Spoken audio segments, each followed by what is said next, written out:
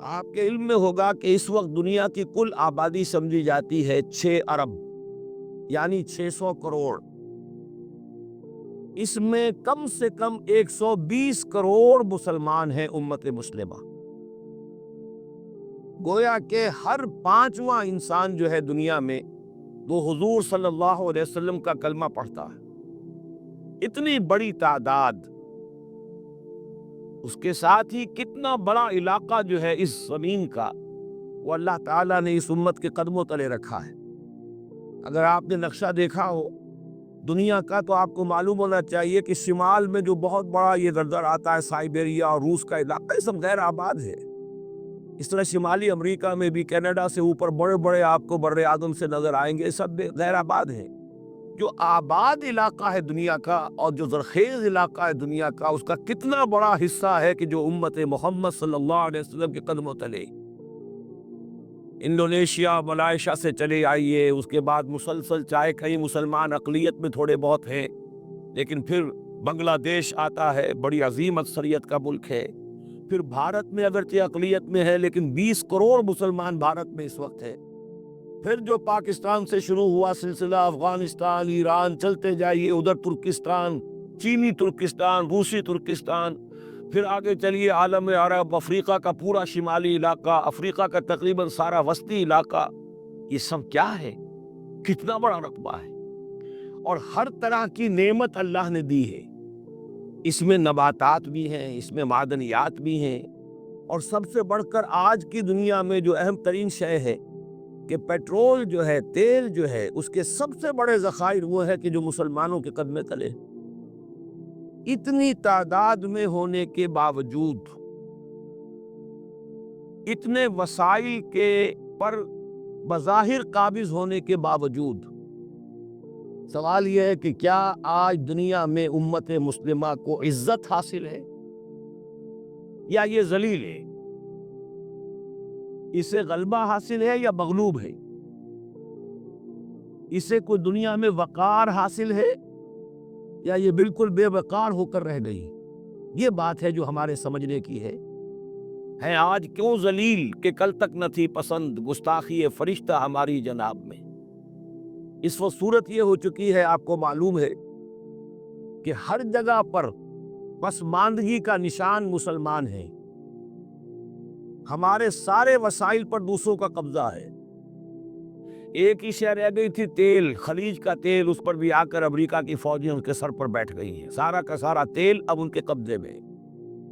ادھر خلیج کے دہانے کے دونوں طرف وہ اپنے مورچے بنا رہے ہیں تاکہ یہاں کسی کا داخلہ نہ ہو سکے۔ بڑے بڑے جتنے لوگ ہمارے، ان سب کی دولت ان کے پاس ہے۔ کہنے کو تو سلطان اور برونائی دنیا کا امیر ترین آدمی ہے، لیکن دولت ہے کہاں اس کی؟ انویسٹڈ تو وہی ہے، اسی کے بینکوں میں ہے، انہی کی کمپنیوں میں ہے، کسی کے پاس کچھ نہیں ہے۔ سعودی عرب کے کوئی ڈالرز ہے تو کہاں ہے؟ جیسے شہنشاہ ایران کا جو اثاثہ تھا، سرمایہ تھا، جو سارا کا سارا انہوں نے جو ہے وہ فریز کر لیا۔ تو یہ دولت تو ساری وہی ہے۔ کہنے کو ہے کہ آپ کے اکاؤنٹ میں اتنا روپیہ ہے، لیکن سوال یہ ہے کہ وہ اکاؤنٹ پھر واقعی کس کے قبضے میں ہے؟ پھر آپ کو معلوم ہے کس طریقے سے مسلمانوں کے ساتھ سلوک ہو رہا ہے۔ ہر جگہ پر جہاں چاہیں، جس طرح چاہیں انہیں ستا لیں۔ اور ان میں بھی سب سے بڑھ کر جو بات میں آپ سے کہوں گا، آج دنیا میں جتنے بڑے پیمانے پر محمد عربی صلی اللہ علیہ وسلم کی توہین و تذلیل ہوئی ہے، پوری انسانی تاریخ میں نہیں ہوئی۔ رشدی نے کتاب لکھی، بدترین حملے کیے۔ کیا رنگیلا رسول کتاب تھی جو لکھی تھی کسی ہندو نے، جس کو کہ ایک مسلمان نے پھر خنجر بھونک کر اور ہلاک کر دیا تھا۔ وہ تو کچھ بھی نہیں تھی۔ اس کتاب کو رنگیلا رسول کو 100 سے ضرب دیجئے تو یہ کتاب بنتی ہے، سیٹنک ورسز، اور وہ ملینز نہیں بلینز کی تعداد میں شائع ہوئی۔ اس کے خلاف احتجاج اگر کسی نے کیا ہے تو ان کے اوپر جوتے پڑے ہیں، ان پر ڈنڈے پڑے ہیں۔ پوری مغربی دنیا اس کے پیچھے آ گئی ہے، سپورٹ کیا ہے۔ لے دے کے ایک ملک نکلا ایران، اس نے کم سے کم یہ کہ اس کے قتل کا فتویٰ تو دیا، لیکن کیا کرے، قتل کرنے کی تو نوبت نہیں آئی۔ پورا عالم عیسائیت اس کے پشت بنا ہے، اس کی مدد کر رہا ہے۔ یہ اتنی بڑی توہین محمد رسول اللہ صلی اللہ علیہ وسلم کی اور آپ کی ازواج مطہرات کی، اور یہ بظاہر ایک ایسے شخص کے ہاتھوں جس کا نام مسلمانوں کا سا ہے، اس کا اتنا بڑے پیمانے پر ہونا، اور پھر یہ کہ مسلمان 120 کروڑ ہونے کے باوجود کچھ نہیں کر سکتا۔ میں وہ چیزیں نہیں گنوانا چاہتا کہ 15 لاکھ جو ہیں وہ ہمارے افغان بھائی جو ہیں انہوں نے جانیں دی، فائدہ کس کو پہنچا؟ تاحال امریکہ کو، کہ اس کی جو مد مقابل قوت تھی USSR وہ ختم ہو گئی۔ اسی طریقے سے جو کچھ کشمیر میں ہو رہا ہے، ہماری بے ہمیتی، بے غیرتی کا عالم یہ ہے، ہم کچھ اندر خانے تھوڑی بہت کو مدد کر کے سمجھتے ہیں کہ ہم نے فرض ادا کر دیا، جبکہ فرض تو یہ ہونا چاہیے تھا کہ ہم براہ راست اعلان کرتے اور انڈیا کو الٹیمیٹم دیتے کہ سٹاپ دس بزنس، یا یہ کہ پھر ہم سے جنگ ہے۔ جنگ کا نتیجہ تو پھر اللہ جس کو چاہے دے گا۔ اگر انسان اللہ تعالیٰ پر اعتماد رکھتا ہو، توکل رکھتا ہو، اپنے موقف کی حقانیت پر بھی اسے یقین ہو، تو کم من فئۃ قلیلۃ غلبت فئۃ کثیرۃ، تاریخ میں ہمیشہ ہوتا آیا ہے کہ چھوٹی قوتیں جو ہیں ان کو غلبہ اللہ نے عطا کیا ہے بڑی قوتوں پر۔ لیکن بے غیرتی کا عالم یہ ہے، بے حمیتی کا عالم یہ ہے، زبانی کلامی ہم سے بڑا ہمدرد کوئی نہیں مسلمانان کشمیر کا، جس لیڈر کو دیکھو بڑھ چڑھ کر بیان دے گا، لیکن عملاً ہم کیا کر رہے ہیں؟ یہ ساری صورتحال جو میں نے آپ کو بتائی ہے، ویسے تو اب یہ کہ اگر اس میں ایک خاکہ سا میں نے آپ کے سامنے رکھا ہے، اس میں رنگ بھروں تو ظاہر ہے کہ یہ پورا گھنٹہ اسی میں لگ جائے گا، لیکن جو اس کا اصل لب لباب ہے وہ یہ ہے کہ ہم اپنی جگہ بڑے خوش ہیں کہ ہم امت مرحوم ہیں، ہم تو امت محمد ہیں صلی اللہ علیہ وسلم، ہم تو اللہ کے پیارے ہیں، ہم اللہ کے لاڈلے ہیں، ہمیں اللہ کی شفاعت، ہمیں اللہ کے رسول کی شفاعت بھی ملے گی، جنت تو گویا کہ ہمارا پیدائشی مقام ہے۔ یہ سارے جو بھی ہمارے ذہنوں کے اندر ہیں خیالات، اور یہ جو ہمارے من گھڑت عقائد ہیں، آپ سوچئے کہ جب ہم جو آبجیکٹیو کنڈیشنز ہیں، گیون کنڈیشنز ہیں، جو سامنے کے حالات ہیں، ان سے جب تقابل کرتے تو معاملہ بہت مختلف ہے۔ یہ کیوں ہے؟ اصل میں سوال جب تک آپ اپنے سامنے نہیں رکھیں گے، اس کا جواب جو ہے، اب اس پر غور کیجئے، کیوں ہے؟ کیا اللہ تعالیٰ کو محمد الرسول اللہ کی عزت و حرمت پیاری نہیں ہے؟ کیا محمد الرسول اللہ اللہ کے پیارے نہیں ہے؟ حبیب رب العالمین نہیں ہے؟ کیا اللہ تعالیٰ کو کفار سے زیادہ محبت ہے؟ کیا وجہ ہے؟ رحمتیں ہیں تیری اغیار کے کاشانوں پر، اور برق گرتی ہے تو بیچارے مسلمانوں پر۔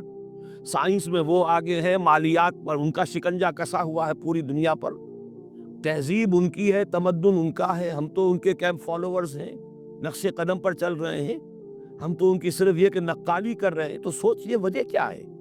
کیا اللہ کو کفر زیادہ پسند ہے اسلام سے؟ کیا اللہ کو محمد الرسول اللہ صلی اللہ علیہ وسلم کی عزت و حرمت کا کوئی خیال نہیں؟ سوچنے کی بات ہے۔ ظاہر بات ہے کہ ان سوالات کا جواب تو ہاں میں آپ نہیں دے سکتی، یقیناً ایسا نہیں ہے۔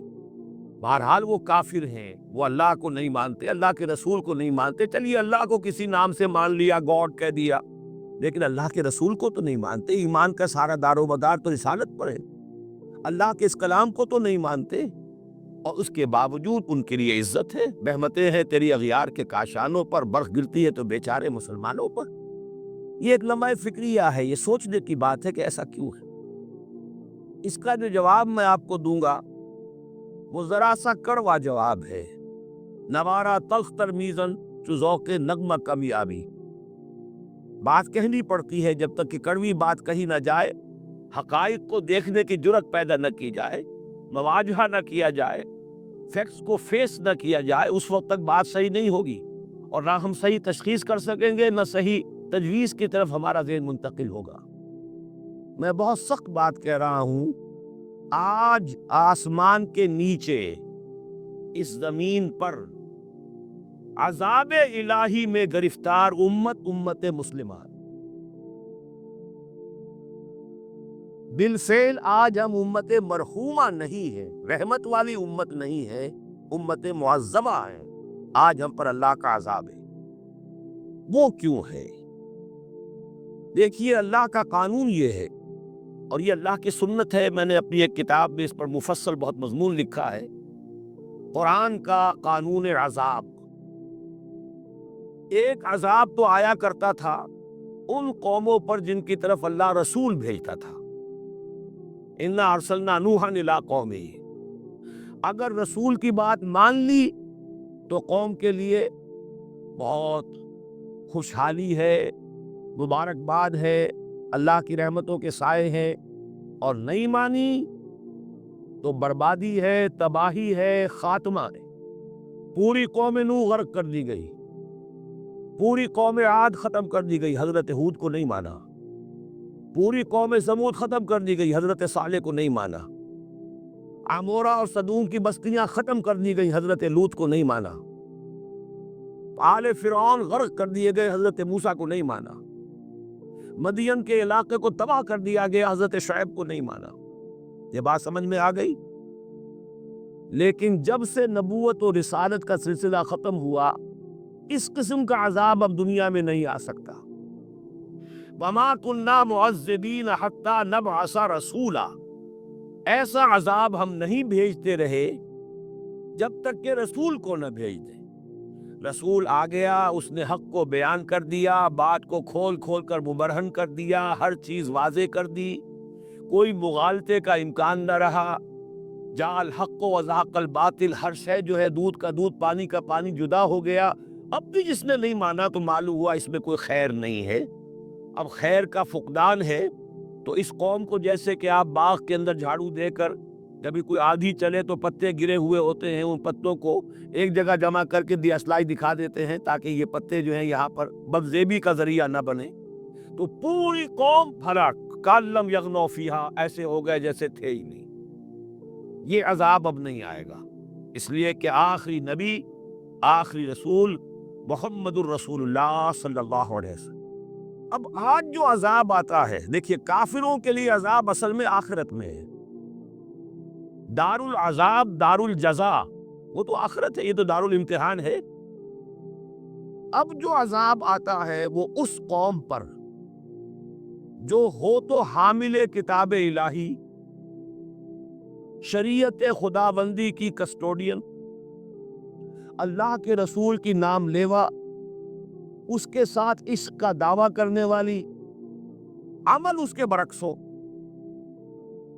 حالانکہ اللہ نے اگر اسے وہ مقام دیا، اللہ نے اس کی طرف رسول بھیجا اور اسے رسول کے امتی بننے کا شرف عطا کیا، اسے اپنا کلام دیا، کتاب دی، اسے اپنی شریعت دی، تو کس لیے دی؟ تاکہ اس پر خود بھی عمل کرے، اسے دوسروں تک بھی پہنچائے۔ وہ گویا کہ اس روئے ارضی پر وہ امت، وہ قوم اللہ کی نمائندہ قوم ہوتی ہے، ریپرزنٹیٹیو ہوتی ہے۔ اے انسانوں، ہمارے پاس ہے تمہارے خالق اور مالک اور پروردگار کا قانون، ہمارے پاس ہے اس کی ہدایت، ہمارے پاس ہے اس کی کتاب، ہمارے پاس ہے اس کے رسول کا اسوہ۔ آؤ ہماری طرف، ہمیں جانچو، ہمیں پرکھو، ہمیں دیکھو، ہم واقعتاً اسی کتاب کے مطابق چل رہے ہیں نا؟ دیکھ لو، ہم جو کہتے ہیں وہی کرتے ہیں نا؟ وہی بات تو نہیں ہے کہ لِمَ تَقُولُونَ مَا لَا تَفْعَلُونَ کَبُرَ مَقْتًا عِندَ اللَّهِ أَن تَقُولُوا مَا لَا تَفْعَلُونَ۔ آؤ دیکھو، ہم نے اس کتاب کے مطابق، اللہ کی ہدایت کے مطابق کیسا اچھا معاشرہ بنایا ہے، کیسا انصاف ہے، کیسا امن ہے، کیسا بھائی چارہ ہے، کیسی اخوت ہے۔ آؤ دیکھو ہمارے ہاں تقسیم دولت کا نظام کتنا صحیح ہے۔ ایسا نہیں ہے کہ کوئی جو ہے اسے دولت کی بدہضمی ہو رہی ہو اور کوئی وہ ہے کہ جو بھوکا مر رہا ہو، ایسا نہیں ہے۔ دیکھو ہمارے ہاں انسانی شرافت، انسانی عزت، انسانی پریسٹیج اور انسانی حقوق